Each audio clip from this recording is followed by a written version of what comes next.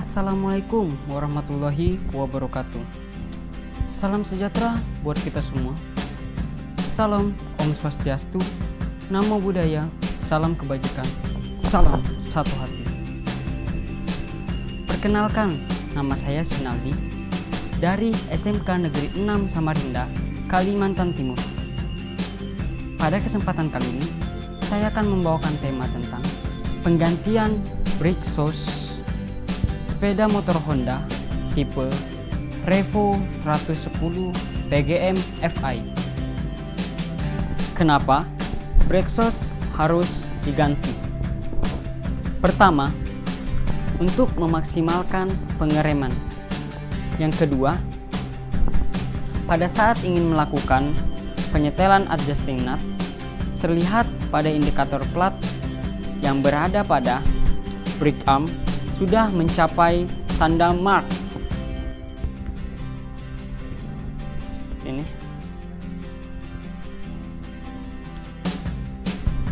sudah mencapai tanda mark di brake panel.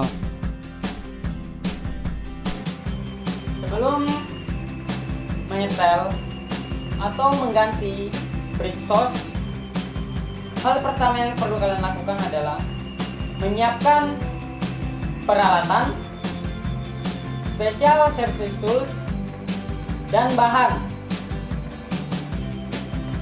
Di sini kita punya nampan, kunci momen, combination spanner, kunci tang long nose, grease, gitar baja, dan vernier caliper atau jangka sorong. Dan jangan lupa pula juga dengan kain majun. Di sini kita punya bahan yaitu brake shoes. Dan jangan lupa pula juga untuk selalu berpedoman kepada buku reparasi sepeda motor Honda merek Revo 110 PGM Fi. Yang kedua,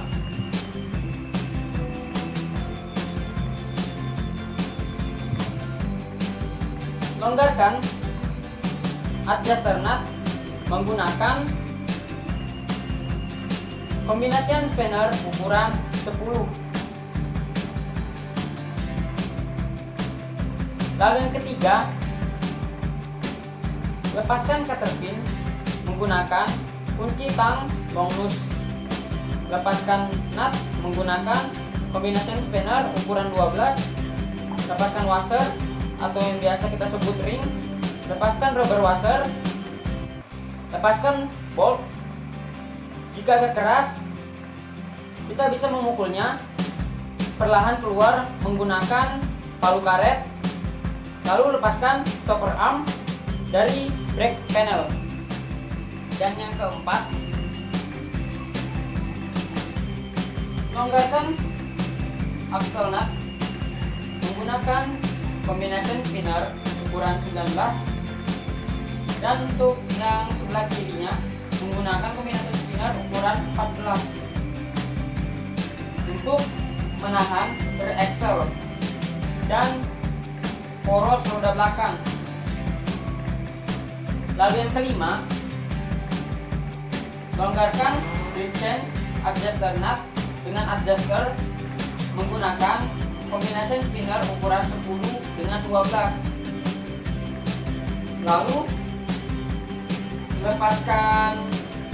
Lalu dorong rear wheel ke depan dan lepaskan grip chain. Lepaskan axle nut. Lepaskan adjuster plate. Lepaskan rear axle dan right shaft collar. Ya. Lalu yang keenam, lepaskan brake panel assembly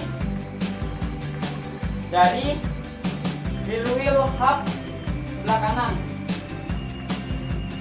Dan yang ketujuh, lepaskan driven face dari wheel hub kiri. Sekarang kita masuk ke tahap pemeriksaan keausan rear brake drum dan brake exhaust. Metode pemeriksaan rear brake drum. Secara visual, brake drum apabila telah mengalami perubahan bentuk, ada benjolan kasar atau lengkungan yang tidak merata, maka dapat menyebabkan brake exhaust akan cepat aus dari sewajarnya pemakaian, dan direkomendasikan untuk mengganti pelek karena tidak akan bertahan dalam jangka panjang dan dapat membahayakan pengendara.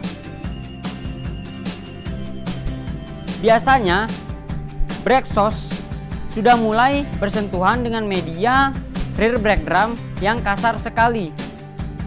Yang kedua, ukur brake drum dengan vernier caliper dengan ukuran 0 sampai 150 mm dengan ketelitian 0,05 mm dengan acuan batas servis 111,0 mm. Sekarang kita masuk ke bagaimana cara pengukurannya. Pertama, cara pengukurannya, ukur dua sisi membentuk tanda plus seperti ini. Membentuk tanda plus. Membentuk tanda plus. Dan ambil posisi yang paling lebar dari pengukuran. Apabila hasil pengukuran yang tidak mendekati batas servis, maka bisa dipastikan brake drum atau tromol masih dalam keadaan bagus atau masih normal. Apabila hasil pengukuran yang didapatkan berada pada batas servis 111,0 mm, maka bisa dipastikan brake drum masih bagus. Hanya saja direkomendasikan harus mengganti pelek karena tidak akan tahan dalam jangka panjang. Apabila pengukuran melewati batas servis, berarti sudah sangat dianjurkan, sudah sangat direkomendasikan untuk mengganti pelek karena tidak akan bertahan dalam jangka panjang dan dapat membahayakan pengendara. Dan biasanya brake exhaust sudah mulai bersentuhan dengan sisi keras atau sisi kasar rear brake drum, sehingga brake exhaust akan cepat habis. Sekarang kita masuk ke cara pengukuran brake exhaust. Secara visual, brake exhaust apabila brake exhaust telah berubah bentuk, ada goresan kasar, lengkungan yang rompal,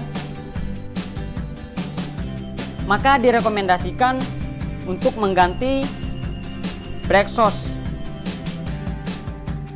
karena sudah menandakan brake exhaust dalam keadaan aus. Kedua, cara pengukurannya. Ukurlah brake exhaust menggunakan vernier caliper dengan acuan batas servis 2,0 mm. Cara pengukurannya, ukur ketiga sisi, yaitu sisi kanan, sisi tengah,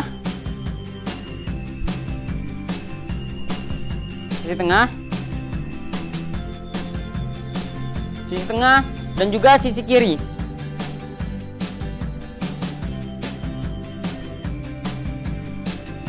dan cari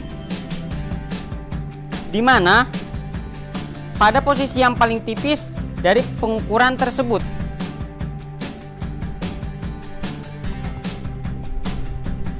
Apabila hasil pengukuran jauh dari batas servis,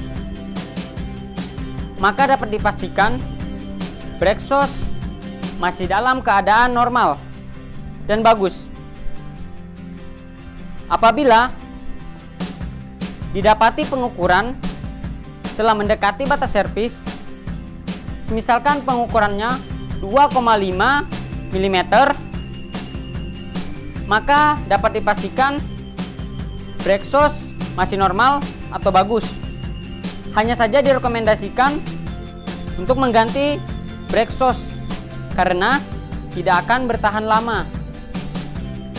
Apabila pengukuran didapati telah mencapai batas servis 2,0 mm, maka menandakan brake exhaust telah aus dan harus diganti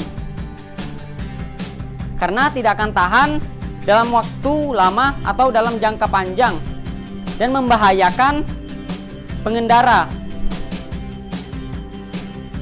Dan reel brake drum